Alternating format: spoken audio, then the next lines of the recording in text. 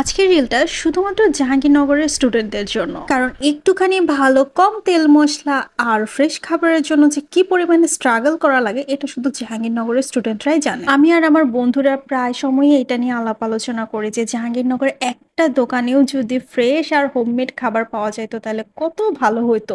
এবং ফাইনালি আমি এমন একটা দোকানের সন্ধান পাইছি যেখানে একদম ফ্রেশ ঘরোয়া খাবার পাওয়া যাইতেছে। Can you believe it? বটতলায় নাজিরশাল চাইলের ভাত বিক্রি করতেছে। আমি তো দেখে পুরো ইমোশনাল হয়ে গেছি, কারণ নাজিরশাল চাইলের ভাত শুধু বাড়িতে থাকলেই খাওয়া হয়, ক্যাম্পাসে তো নাজিরশাল চাল চোখেও দেখা যায় না। আর সবচেয়ে মজার কথা হলো এই সবগুলো খাবার রান্না করছে আমাদের 45 ব্যাচের এক ছোট ভাই আকাশ সরকার। যেহেতু খুব অল্প পরিমাণের খাবারই ওরা রান্না করে তাই খাবারগুলো খুব তাড়াতাড়ি শেষ হয়ে যায়। এই ফ্রেশ খাবার খেতে চাইলে কিন্তু অবশ্যই রাত 10টার মধ্যে চলে যেতে হবে জাহাঙ্গীরনগরের বটতলার পিজ্জা চত্বরে। যারা ফ্রেশ খাবার দাবার খুঁজতেছিলেন তাদের সাথে এত দারুণ একটা ইনফরমেশন শেয়ার করার জন্য একটা লাইক তো আমি ডিজার্ভ করি, কি বলেন আপনারা?